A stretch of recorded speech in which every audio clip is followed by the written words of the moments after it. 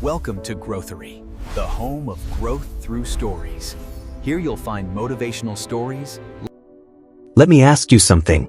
How many times have you told yourself, tomorrow I'll finally fix my routine? You set the alarm for 5 a.m. You picture yourself studying for hours, exercising, reading, maybe even cooking a healthy breakfast. But then tomorrow arrives, and what actually happens? You snooze, you scroll, you delay, and suddenly it's night again. If this sounds familiar, don't worry, you're not alone. Almost every student struggles with routines. But here's the good news. Once you take control of your daily routine, you gain more focus, more energy, and even more free time for yourself. So in this video, I'm going to share the perfect daily routine for students. Not one of those extreme 18-hour study schedules that make you miserable, but a balanced routine that actually works in real life.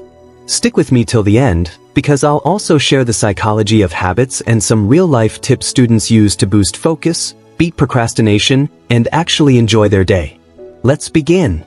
First, let's talk about why a routine is even important. Think about your phone. Without charging, updates, or apps running properly, it becomes useless. Your brain works the same way. Without proper rest, energy, and structure, your mind crashes.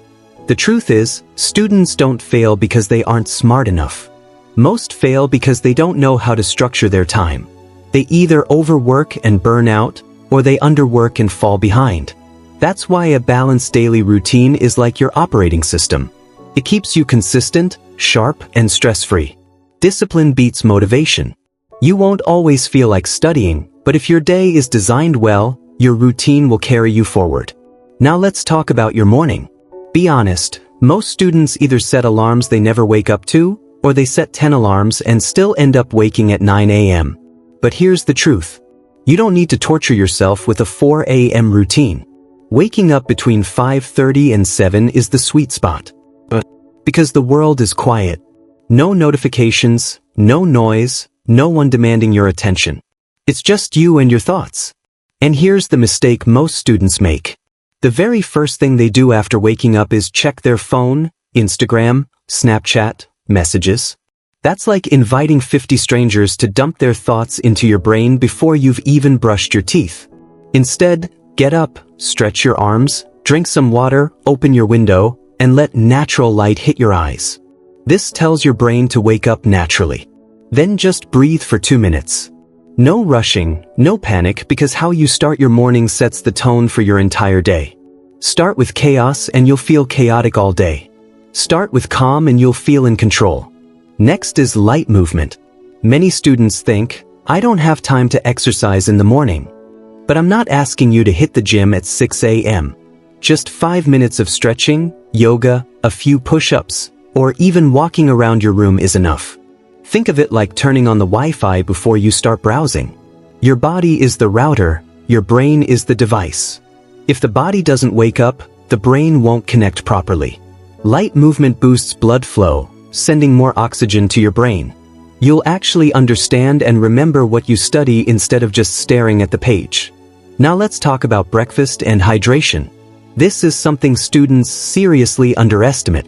Your brain eats too. When you study, your brain burns energy. If you skip breakfast, your brain runs on empty.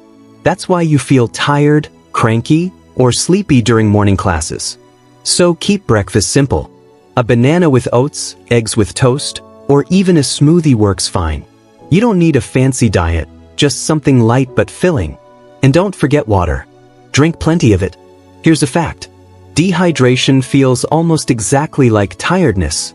So the next time you think, I'm lazy, maybe you're not. Maybe your body is just saying, give me water. Now comes the most powerful part of your morning, studying. Here's the golden rule. Your mind works at its peak in the morning, so why throw away that golden time scrolling Instagram or watching random YouTube videos? That's when you should attack your toughest subject. If math feels hard, solve problems early. If you're studying history, lock in important dates and events. If you're learning coding, write and practice code while your brain is fresh. 1 deeply focused hour in the morning can equal 3 exhausted hours at night. Here's a simple way to do it. Follow the Pomodoro method.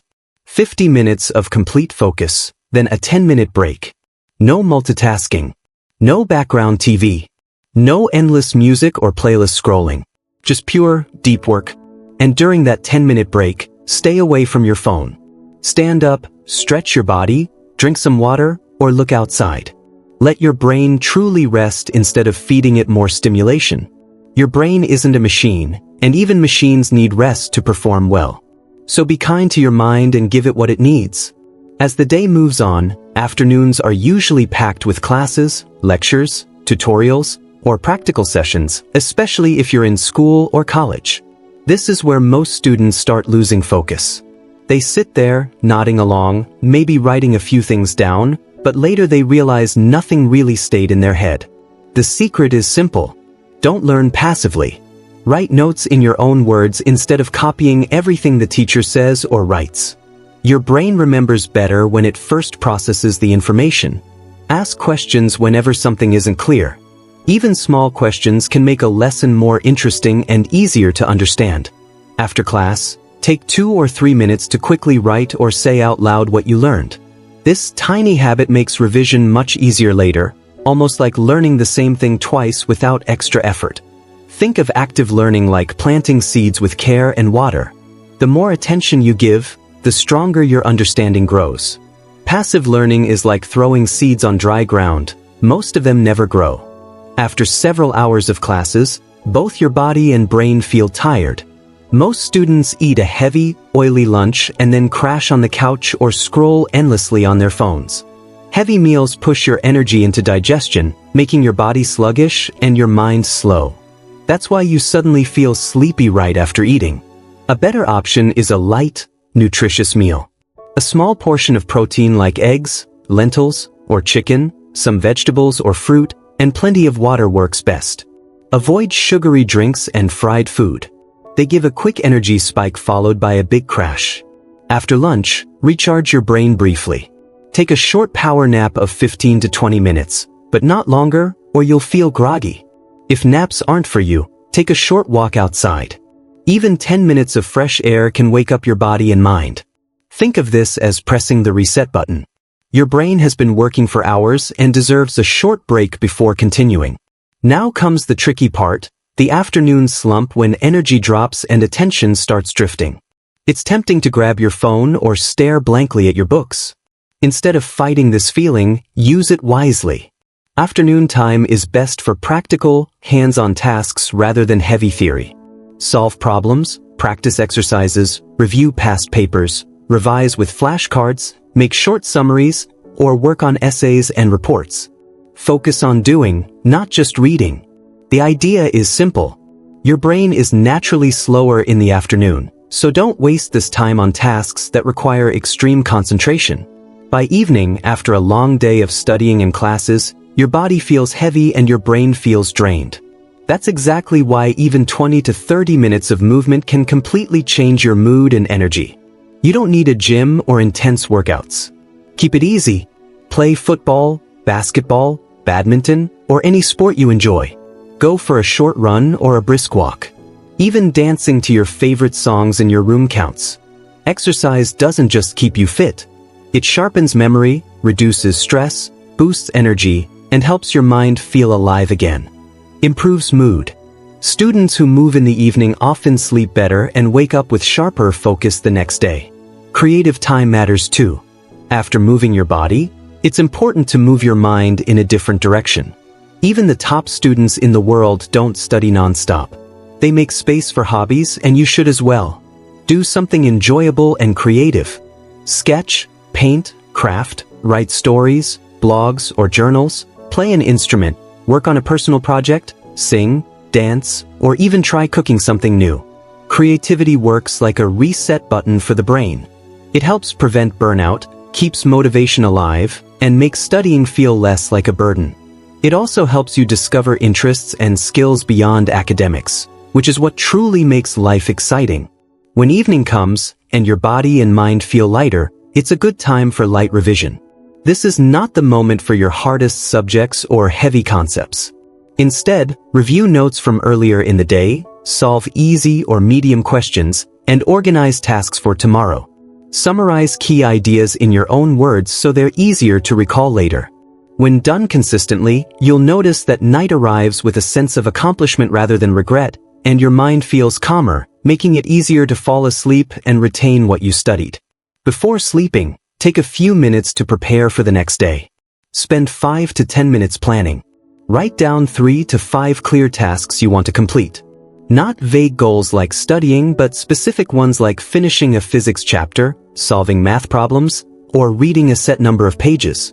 This works because the brain dislikes unfinished tasks. That's why you sometimes can't sleep, thinking about everything left undone. Writing things down reassures your mind that there's a plan, allowing you to rest without guilt. It's like telling yourself that everything is under control. Another important habit is stepping away from screens at least 30 minutes before bed. Phones, laptops, and TVs emit blue light that tricks the brain into thinking it's still daytime, which is why you keep scrolling late into the night. Replace screens with calming activities instead. Read something light, listen to soothing music or a podcast, or journal about your day. Even 15 to 20 minutes can greatly improve sleep quality by helping your mind slow down naturally. And never sacrifice sleep for studying. It may feel tempting during exams or deadlines, but sleep is when your brain turns learning into memory. Studying loads the information, but sleep saves and processes it. Cut your sleep short and you waste your effort. Aim for 7 to 8 hours of quality sleep every night. Remember, routines only work when your mindset is strong. Stop comparing your study hours to others. Many claims are exaggerated. Focus on quality over quantity. Consistency always beats intensity. Studying a few hours daily is far better than extreme bursts followed by burnout. Mistakes are normal. Everyone struggles with routines at first. What matters is restarting the next day instead of quitting. This kind of balanced routine leads to better focus, lower stress, and stronger results in both exams and life. Discipline practice today eventually becomes freedom.